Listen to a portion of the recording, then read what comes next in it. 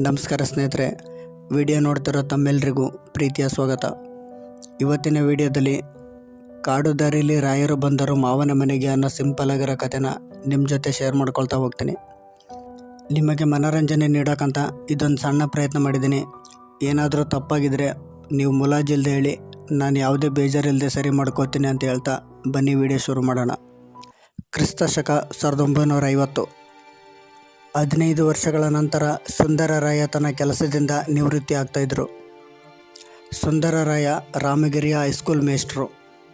ಈತನ ಊರು ರಾಮಗಿರಿಯಿಂದ 16 ಮೈಲಿಗಳಷ್ಟು ದೂರದಲ್ಲಿದ್ದ ನಾಗರಕೆರೆ. ರಾಮಗಿರಿಯಿಂದ ಸಂಜೆ 5 ಗಂಟೆಗೆ ಹೊರಡುತ್ತಿದ್ದ ಬಸ್ಸು ಅಲ್ಲಿ ಇರುವಂಥ ಸುತ್ತಮುತ್ತಲಿನ ಜನರನ್ನು ಅವ್ರ ಊರಿಗೆ ಸೇರಿಸಿ ಅದೇ ಮಾರ್ಗವಾಗಿ 8 ಗಂಟೆ ವೇಳೆಗೆ ಮರಳಿ ಬರ್ತಾಯಿತ್ತು. ಸಂಜೆ ಆ ಬಸ್ಸು ತಪ್ಪಿದರೆ ಮತ್ತೆ ಅದ್ಯಾವ ಬಸ್ಸು ಕೂಡ ಇರಲಿಲ್ಲ. ಒಂದು ವೇಳೆ ಬಸ್ ತಪ್ಪಿದರೆ ಕಾಡಿನ ಕಾಲ್ದಾರಿ ಒಂದೇ ಅವರ ಮನೆ ತಲುಪಲು ಇದ್ದದ್ದೊಂದು ಅವಕಾಶ ಆಗಿತ್ತು. ಆದರೆ ಸಂಜೆ 6 ಗಂಟೆ ಕಳೆದರೆ ಕಾಡಿನ ದಾರಿಯಲ್ಲಿ ಸಾಗುವ ಸಾಹಸ ಯಾರೂ ಕೂಡ ಮಾಡ್ತಾ ಇರಲಿಲ್ಲ. ಅದಕ್ಕೆ ಕಾರಣ ಎರಡೂ ಕಡೆಯಿಂದ ಕಾಡನ್ನು ದಾಟಿ ಹೋಗಬೇಕಿತ್ತು. ಒಂದೆರಡು ಬಾರಿ ಹಾಗೆ ಕಾಡು ದಾರಿಯಲ್ಲಿ ಹೋದವರು ವಾಪಸ್ ಮನೆ ಸೇರಿರಲಿಲ್ಲ. ಅವರೇನಾದರೂ ಎಂಬುದರ ಬಗ್ಗೆ ಪತ್ತೆಯೂ ಆಗಲಿಲ್ಲ. ಅಲ್ಲಿನ ಪ್ರಾಣಿಗಳಿಗೆ ತುತ್ತಾದರೂ ಇಲ್ಲ ಯಾವುದಾದರೂ ಬಲಿಷ್ಠ ಆತ್ಮಗಳಿಗೆ ಬಲಿಯಾದರೂ ಅಂತ ಒಟ್ಟಿನಲ್ಲಿ ಪೊಲೀಸರಿಗೂ ಕೂಡ ಈ ಕೇಸನ್ನು ಕಂಡುಹಿಡಿಯೋಕ್ಕಾಗಲಿಲ್ಲ. ಅವತ್ತಿನಿಂದ ಕಾಡಿನೊಳಗೆ ಯಾರೂ ಹೋಗಬಾರ್ದು ಅಂತ ತಡೆ ಹಾಕಿದರು. ಒಂದು ವೇಳೆ ಹೋದರೆ ಅವರ ಜೀವಕ್ಕೆ ಅವರೇ ಜವಾಬ್ದಾರರಾಗಿದ್ದರು. ಇದರಿಂದ ರಾಮಗಿರಿಯ ಮತ್ತು ನಾಗರಕೆರೆಯ ಮಧ್ಯೆ ಬರುವ 5 ಮೈಲಿಗಳಷ್ಟು ದೂರ ಇರೋ ಕಾಡು ದಾರಿಯನ್ನು ಯಾರೂ ಪ್ರವೇಶ ಮಾಡ್ತಾ ಇರಲಿಲ್ಲ. ಆ ದಿನ ಶುಕ್ರವಾರ. ಸುಂದರರಾಯ ಶಾಲೆಗೆ ಹೊರಡಲು ಅವಸರದಲ್ಲಿ ತಯಾರಾಗ್ತಾಯಿದ್ರು. ಆ ಅವಸರಕ್ಕೆ ಕಾರಣ ಏನು ಅಂದರೆ, ಅವತ್ತು ಶಾಲೆಯಲ್ಲಿ ಸಾಂಸ್ಕೃತಿಕ ಕಾರ್ಯಕ್ರಮ ಹಮ್ಮಿಕೊಳ್ಳಲಾಗಿತ್ತು. ಸುತ್ತಮುತ್ತಲಿನ 12 ಹಳ್ಳಿಯ ಶಾಲೆ ಮಕ್ಕಳು ರಾಮಗಿರಿಯ ಪ್ರೌಢಶಾಲೆಯಲ್ಲಿ ವಿವಿಧ ಕಾರ್ಯಕ್ರಮಗಳನ್ನು ಪ್ರದರ್ಶನ ಮಾಡ್ತಾಯಿದ್ರು. ಈ ಸಾಂಸ್ಕೃತಿಕ ಕಾರ್ಯಕ್ರಮದ ಚಾಲನೆಯನ್ನು ಆ ಕ್ಷೇತ್ರದ MP ದೀಪ ಬೆಳಗುವುದರ ಮೂಲಕ ವಿಶೇಷ ಆಹ್ವಾನ ಕೊಟ್ಟು ಬರಮಾಡಲಾಗಿತ್ತು. ಕಾರ್ಯಕ್ರಮಕ್ಕೆ ವಿವಿಧ ಗಣ್ಯ ವ್ಯಕ್ತಿಗಳು ಇನ್ನೂ ಬರೋದರಲ್ಲೇ ಇದ್ದರು. ಮನೆಯಲ್ಲಿದ್ದ ಸುಂದರರಾಯ ಒಂದು ಪೆನ್ನಿನ ಜೊತೆ 2 ಪುಸ್ತಕಗಳನ್ನು ಅವನ ಚಿಕ್ಕ ಬ್ಯಾಗಿನ ಚೀಲದಲ್ಲಿ ಇಟ್ಕೊಂಡು ಹೊರಡಲು ತಯಾರಾಗಿ ನಿಂತ. ಅಷ್ಟರಲ್ಲಿ ಅವರ ಹೆಂಡತಿ ಸೀತಾ, ರೀ ಬನ್ನಿ, ದಿನ ನಿಮ್ಮ ಅವಸರ ಇದ್ದಿದ್ದೆ, ಹೊಟ್ಟೆಗೆ ಏನಾದರೂ ಸ್ವಲ್ಪ ತಿಂದು ಹೋಗಿ, ನಿಮ್ಮ ಶಾಲೆ ಎಲ್ಲೂ ಓಡೋಗೋದಿಲ್ಲ ಅಂತ ಸಿಟ್ಟಿನಿಂದ ಗುನುಗ್ತಾ ಹೇಳಿದ್ರು. ಸುಂದರರಾಯ, ಸರಿ ಬೆಳಗಿನ ಶುರುವಾಯ್ತಾ ನಿನ್ನ ಸುಪ್ರಭಾತ? ಆಳದಿ ಊರಿಗೆ ಬಸ್ ಬೇರೆ ಸರಿಯಾದ ಟೈಮಿಗಿಲ್ಲ. ಇದ್ದಿದ್ದು ಒಂದು ಬಸ್ಸು ಮಿಸ್ ಆದರೆ ಸ್ಕೂಲಿಗೆ ಇವತ್ತು ರಜೆ ಹಾಕಬೇಕಷ್ಟೆ. ನಡೆ, ಅಡುಗೆ ಮನೆಗೆ ಏನು ಮಾಡಿದೆಯಾ ಕೊಡು, ತಿಂದು ಹೋಗ್ತೀನಿ ಅಂತ ಹೇಳಿದ್ರು. ಸುಂದರರಾಯರ ಮಗಳು ಮಣಿ ಅಷ್ಟರಲ್ಲಿ ಚಾಪೆ ಜೊತೆಗೆ ಬಾಳೆ ಎಲೆ ಹಾಸಿ ತಿಂಡಿಗೆ ಸಿದ್ಧಪಡಿಸಿದ್ಲು.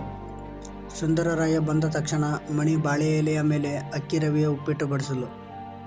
ಸುಂದರರಾಯ 5 ನಿಮಿಷಗಳ ತಿಂಡಿ ಮುಗಿಸಿ ಇತ್ತಲ ಕಡೆ ಬಂದ ತಕ್ಷಣ ಆತನ ಮಗಳಾದ ಮಣಿ ತುಂಬಿದ ನೀರಿನ ಬಿಂದಿಗೆ ಹಿಡಿದು ಸುಂದರಾಯನ ಕೈಗೆ ನೀರು ಹಾಕಿದ್ಲು. ನಂತರ ಅವನ ಹೆಂಡತಿ ಸೀತಾ ಊಟದ ಕ್ಯಾರಿಯರ್ ಡಬ್ಬಿ ಕೈ ಕೊಟ್ಟು, ನೋಡಿ, ಇವತ್ತು ಶಾಲೆಯಿಂದ ಬರೋದು ತಡವಾದರೆ ಇದನ್ನು ತಿಂದು ಅಲ್ಲೇ ರಾಮಗಿರಿಯ ನಮ್ಮ ಅಣ್ಣನ ಮನೆಯಲ್ಲಿ ಇದ್ದು ನಾಳೆ ಬನ್ನಿ, ಆದರೆ ರಾತ್ರಿ ಹೊತ್ತಲ್ಲಿ ಆ ಕಾಡು ದಾರಿಯಲ್ಲಿ ಬರೋ ಸಾಹಸ ಮಾಡಬೇಡಿ ಅಂತ ಹೇಳ್ತಾ ಇರುವಾಗ ಸುಂದರರಾಯ ಸರಿ ಆಯಿತು ಅಂತ ಹೊರಟ. ಬಸ್ ಸ್ಟಾಪಿಗೆ ಬಂದವನೇ ತನ್ನ ಕೈಯಲ್ಲಿದ್ದ ಗಡಿಯಾರ ನೋಡಿ ಆ ಕಡೆಯಿಂದ ಈ ಕಡೆಗೆ, ಈ ಕಡೆಯಿಂದ ಆ ಕಡೆಗೆ ನಡೆದಾಡ್ತಾ ಚಲಪಡಿಸ್ತಾ ಇದ್ದ. ಆಗಲೇ ಅರ್ಧ ಗಂಟೆ ತಡವಾಗಿತ್ತು. ಬಸ್ಸು ಬರೋ ಯಾವ ಸುಳಿವೂ ಕಾಣ್ತಾ ಇಲ್ಲ. ಚೇಚೆ, ಏನಪ್ಪ ಇದು, ಬಸ್ಸು ಇವತ್ತೇ ಕೈ ಕೊಡಬೇಕಾ? ಇವತ್ತು ಲೇಟ್ ಆದರೆ ನನಗೆ ಬೈಗಳು ತಪ್ಪಿದ್ದಲ್ಲ. ಇವತ್ತು ಯಾಕೋ ನನ್ನ ಟೈಮೇ ಸರಿಯಿಲ್ಲ ಅಂತ ಗುನುಗ್ತಾ ಇರುವಾಗ ದೂರದಲ್ಲಿ ಧೂಳೆಬ್ಬಿಸ್ಕೊಂಡು ಬರ್ತಾ ಇರೋ ಬಸ್ಸನ್ನು ನೋಡಿ ಕೊಂಚ ಸಮಾಧಾನ ಆಯಿತು. ಬಸ್ ಬರ್ತಾ ಇದ್ದಾಗೆ ಅಲ್ಲಿದ್ದ ಪ್ರಯಾಣಿಕರು ನಾ ಮುಂದು ತಾ ಮುಂದು ಅಂತ ಪೈಪೋಟಿ ಮಾಡ್ತಾ ಒಬ್ಬರ ಮೇಲೆ ಒಬ್ಬರು ಬಿದ್ದು ಬಸ್ ಹತ್ತಿದ್ರು. ಸುಂದರರಾಯ ಬಸ್ ಹತ್ತುತ್ತಿರುವಾಗಲೇ ಕಂಡಕ್ಟರ್, ಮೇಸ್ಟ್ರೆ, ಇವತ್ತು ಸಂಜೆ ಬಸ್ಸು ರಾಮಗಿರಿಯಿಂದ ಈ ಕಡೆ ಬರೋದಿಲ್ಲ, ಬಸ್ ಬ್ರೇಕ್ ಡೌನ್ ಆಗಿದೆ, ಅದರಿಂದ ಸಂಜೆ ಬರೋದಕ್ಕೆ ನೀವು ಬೇರೆ ವ್ಯವಸ್ಥೆ ಮಾಡ್ಕೊಳ್ಳಿ, ಇಲ್ಲಾಂದರೆ ಇವತ್ತು ಸ್ಕೂಲ್ಗೆ ರಜೆ ಹಾಕಿ ಅಂತ ಹೇಳ್ದ. ಕಂಡಕ್ಟರ್ ಮಾತು ಕೇಳಿ ಸುಂದರರಾಯ, ಚೇಚೆ ಏನಪ್ಪ ಇದು, ಬಿಸಿ ತುಪ್ಪ ಬಾಯಲ್ಲಿ ಹಾಕ್ಕೊಂಡು ಆಗಾಗಿದೆ, ಉಗುಳೋಕ್ಕೂ ಆಗ್ತಿಲ್ಲ, ನುಂಗೋಕ್ಕೂ ಆಗ್ತಿಲ್ಲ, ಆಗಿದ್ದಾಗಲಿ ದೇವರೇ ಏನಾದರೂ ಒಂದು ದಾರಿ ತೋರಿಸ್ಬೇಕು ಅಂತ ಬಸ್ ಹತ್ತಿ ಕುಳಿತ. ಬಸ್ಸು ದಿನದ ಪ್ರಯಾಣಕ್ಕಿಂತ ಅರ್ಧ ಗಂಟೆ ಲೇಟಾಗಿ ರಾಮಗಿರಿ ತಲುಪಿತು. ನಂತರ ಸುಂದರರಾಯ ಬಸ್ ಇಳಿದು ಅರ್ಧ ಮೈಲಿ ದೂರ ನಡೆದು ಸ್ಕೂಲ್ ಸೇರಿಕೊಂಡ್ರು. ಸುಂದರರಾಯ ಸ್ಕೂಲ್ಗೆ ಹೆಜ್ಜೆ ಇಡ್ತಾ ಇದ್ದಾಗೆ ಕಾರ್ಯಕ್ರಮದ ಸಂಭ್ರಮ ತುಂಬಿ ತುಳುಕ್ತಾ ಇತ್ತು. ಶಾಲೆಯಲ್ಲಿ ಹೆಡ್ ಮೇಸ್ಟ್ರಾದ ರೇವಣಸಿದ್ದಪ್ಪ 2 ದಿನಗಳ ಮುಂಚೆನೇ ಎಲ್ಲ ಶಿಕ್ಷಕರಿಗೂ ಒಂದೊಂದು ಕೆಲಸ ವಹಿಸಿದರು. ಅದರಲ್ಲಿ ಸುಂದರರಾಯರದ್ದು ಬಂದು ಹೋಗುವ ಗಣ್ಯ ವ್ಯಕ್ತಿಗಳಿಗೆ ಗೌರವಾರ್ಪಣೆ ಸಲ್ಲಿಸೋದಾಗಿತ್ತು. ಕಾರ್ಯಕ್ರಮದಲ್ಲಿ ಹೊತ್ತು ಕಳೆದಂತೆಲ್ಲ ಭಾಷಣ ಬಿಗಿದು ಸುಸ್ತಾಗಿದ್ದ ಸುಂದರರಾಯ ಅವರ ಕೆಲಸನ ಚಾಚು ತಪ್ಪದೆ ಕಾರ್ಯಕ್ರಮಕ್ಕೆ ಧಕ್ಕೆ ಬರದ ಹಾಗೆ ಹಿತನುಡಿಗಳನ್ನು ಆಡಿ ಕಾರ್ಯಕ್ರಮವನ್ನು ಯಶಸ್ವಿಗೊಳಿಸಿದರು. ಸುಂದರರಾಯ ಮತ್ತೆ ಅವರ ಕೈಲಿದ್ದ ಗಡಿಯಾರ ನೋಡ್ತಾರೆ. ಸಂಜೆ 6 ಗಂಟೆ ಆಗಿತ್ತು. ನಂತರ ಬೆಳಗ್ಗೆ ಕಂಡಕ್ಟರ್ ಆಡಿದ ಮಾತು ನೆನಪಾಗಿ ಸುಂದರರಾಯ ಗೊಂದಲಕ್ಕೀಡಾಗ್ತಾರೆ. ಪತ್ನಿ ಹೇಳಿದ ಹಾಗೆ ಅವರ ಅಣ್ಣನ ಮನೆಯಲ್ಲಿ ಇದ್ದು ಬೆಳಗ್ಗೆ ಬಸ್ಸು ಹಿಡಿದು ಊರಿಗೆ ಹೋಗೋದಾ, ಇಲ್ಲ ಅದೇ ಕಾಡು ದಾರಿಯಲ್ಲಿ ಸಾಗಿ ಕತ್ತಲು ಆಗೋದ್ರೊಳಗೆ ಮನೆ ಸೇರಿಕೊಳ್ಳೋದಾ ಅಂತ ಯೋಚನೆ ಮಾಡ್ತಾ ಇದ್ದವರೇ ಸುಮ್ಮನೆ ಅಪಾಯವೇಕೆ ಮೈಮೇಲೆ ಎಳ್ಕೊಳ್ಳೋದು ಅಂತ ಪತ್ನಿ ಹೇಳಿದ ಹಾಗೆ ತನ್ನ ಬಾಮೈದನ ಮನೆ ಕಡೆ ಹೆಜ್ಜೆ ಹಾಕಿದ್ರು. ಸುಂದರರಾಯನ ಹೆಂಡತಿ ಅಣ್ಣ ರಾಮರಾಯ, ಸುಂದರರಾಯನಿಗೆ ಬಾಮೈದ. ಈತ ರಾಮರಾಯ ಯಾರೇ ಆದರೂ ಸರಿ ಚುಚ್ಚಿ ಮಾತಾಡೋ ಸ್ವಭಾವದವನಾಗಿದ್ದ ಮನುಷ್ಯ. ತಂದೆ ತಾಯಿಗೂ ಬಿಡದೆ ಹೀಯಾಳಿಸಿ ಚುಚ್ಚಿ ಮಾತಾಡೋ ಮಹಾನುಭಾವ.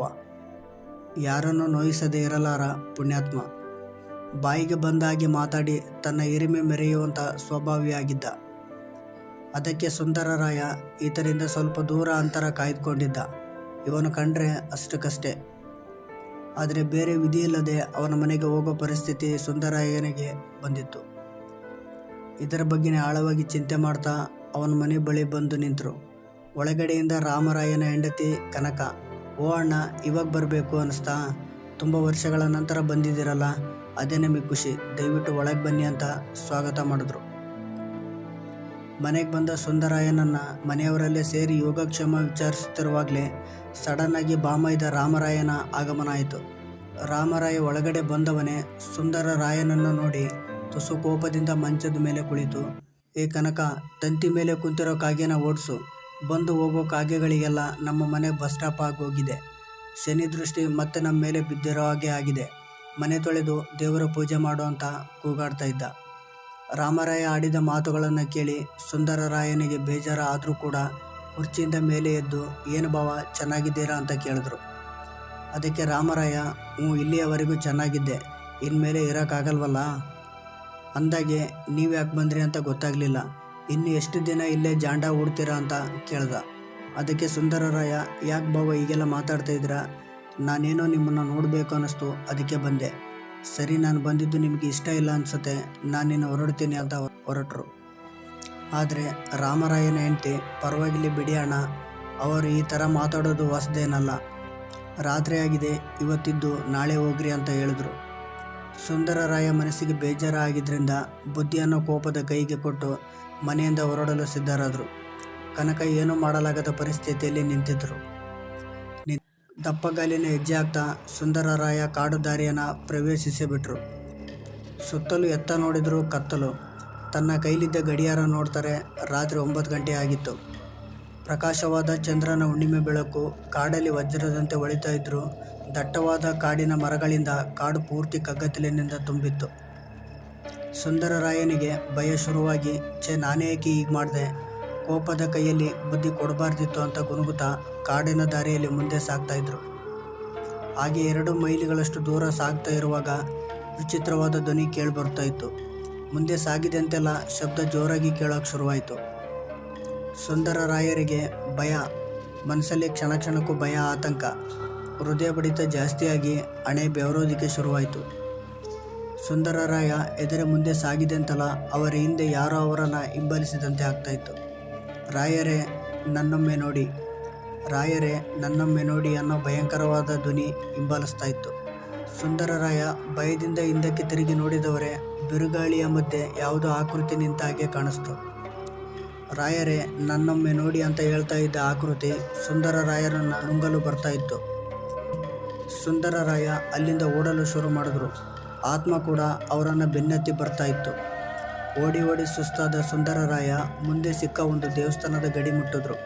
ಮತ್ತೆ ಹಿಂದಕ್ಕೆ ತಿರುಗಿ ನೋಡಿದ ಸುಂದರರಾಯರಿಗೆ ಅಲ್ಲಿ ಏನೂ ಕಾಣಿಸಲಿಲ್ಲ. ಹಿಂದೆ ಬಿದ್ದಿದ್ದ ಆಕೃತಿ ಮಾಯಾಗಿ ಪ್ರಕೃತಿ ವಾತಾವರಣ ಶಾಂತವಾಗಿತ್ತು. ಸುಂದರರಾಯ ಅಲ್ಲೇ ಸ್ವಲ್ಪ ಹೊತ್ತು ವಿಶ್ರಾಂತಿ ಪಡೆದು ಟೈಮ್ ನೋಡ್ತಾರೆ. ಮಧ್ಯರಾತ್ರಿ 1 ಗಂಟೆ ಆಗಿತ್ತು. ನಂತರ ಇಲ್ಲಿರೋದು ಸರಿಯಲ್ಲ ಅಂತ ಮತ್ತೆ ಮನೆ ಕಡೆ ಪ್ರಯಾಣ ಬೆಳೆಸಿದ್ರು. ಮನೆ ಕಡೆ ಸಾಗ್ತಾ ಇರೋ ರಾಯರಿಗೆ ಮತ್ತೆ ಯಾವುದೋ ಸಮಸ್ಯೆ ಶುರುವಾಗೋ ಥರ ಕಾಣಿಸ್ತಾ ಇತ್ತು. ಓಡಿ ಓಡಿ ಬಾಯಾರಿಕೆ ಆಗಿದ್ದ ಸುಂದರರಾಯರಿಗೆ ದೂರದಲ್ಲಿ ಒಂದು ಮನೆ ಇರೋ ಹಾಗೆ ಕಾಣಿಸುತ್ತೆ.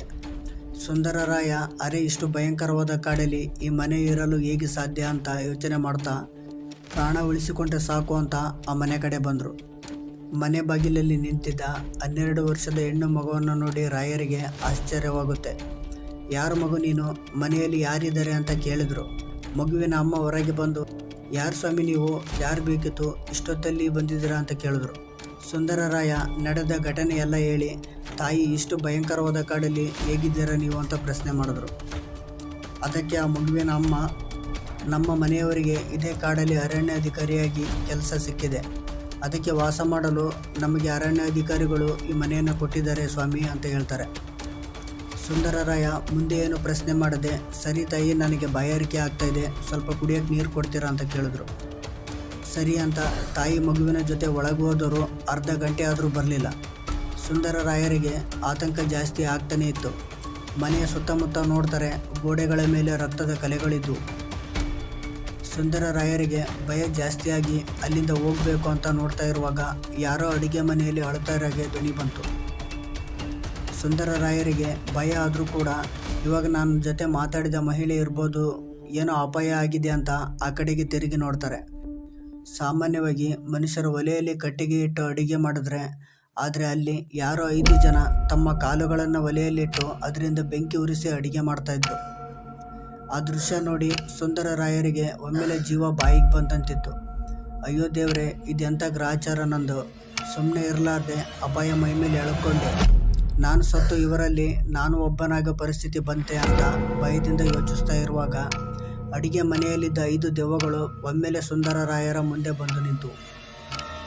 ಎದೆ ಜಲ್ಲನಿಸೋ ಆತ್ಮಗಳ ಕಂಡು ಸುಂದರರಾಯ ಅಲ್ಲಿಂದ ಎದ್ದು ಬಿದ್ದು ಓಡಲು ಆರಂಭಿಸಿದರು. 5 ದೆವ್ವಗಳು ಬೆನ್ನತ್ತಿದ್ದ ಸುಂದರರಾಯರಿಗೆ ಬದುಕಿ ಉಳಿಯುವ ಯಾವ ಭರವಸೆ ಕೂಡ ಇರಲಿಲ್ಲ. ಎಲ್ಲ ಭಾರ ದೇವರ ಮೇಲೆ ಹಾಕಿ ಓಡ್ತಾ ಇದ್ದ ಸುಂದರರಾಯರಿಗೆ ಅವರ ಊರಿನ ಗಡಿ ಕಂಡ ಕೂಡಲೇ ಹೋಗಿದ್ದ ಜೀವ ವಾಪಸ್ ಬಂದಾಗ ಆಯಿತು. ಸುಂದರರಾಯ, ಅಪ್ಪ ದೇವ್ರೆ, ಅಂತೂ ಇಂತೂ ಬಡ ಬ್ರಾಹ್ಮಣನ ಜೀವ ಉಳಿತು ಅಂತ ನಿಟ್ಟುಸಿರ್ಬಿಡ್ತಾ ಮನೆ ಕಡೆ ಸಾಗಿದ್ರು. ರಾತ್ರಿ ಲೇಟಾಗಿ ಮನೆ ತಲುಪಿದ್ರಿಂದ ಅಷ್ಟು ಹೊತ್ತಲ್ಲಿ ಊಟ ಮಾಡೋ ಪದ್ಧತಿ ಅವರಿಗಿರಲಿಲ್ಲ. ಹಾಗೆ 1 ಲೋಟ ಹಾಲು ಕುಡಿದು ಮಲಗ್ತಾರೆ. ಬೆಳಗ್ಗೆ ಹೆಂಡತಿ ಸೀತಾ ಮತ್ತು ಅವರ ಮಗಳು ಮಣಿ ಹತ್ರ ನಡೆದ ಘಟನೆ ಬಗ್ಗೆ ಹೇಳ್ಕೊಂಡ್ರು. ಮತ್ತೆ ಆ ಕಾಡು ದಾರಿಯ ಕಡೆ ತಲೆ ಹಾಕಿ ಕೂಡ ಮಲಗಲಿಲ್ಲ. ವಿಡಿಯೋ ಇಷ್ಟ ಆದರೆ ದಯವಿಟ್ಟು ಸಬ್ಸ್ಕ್ರೈಬ್ ಮಾಡಿ, ಹಾಗೆ ಲೈಕ್, ಶೇರು, ಕಾಮೆಂಟು ಮಾಡ್ತೀರ ಅನ್ನೋ ಭರವಸೆಯಿಂದ ಬೇರೆ ಕತೆ ಜೊತೆ ಮತ್ತೆ ಸಿಗ್ತೀನಿ. Love you, take care, bye bye.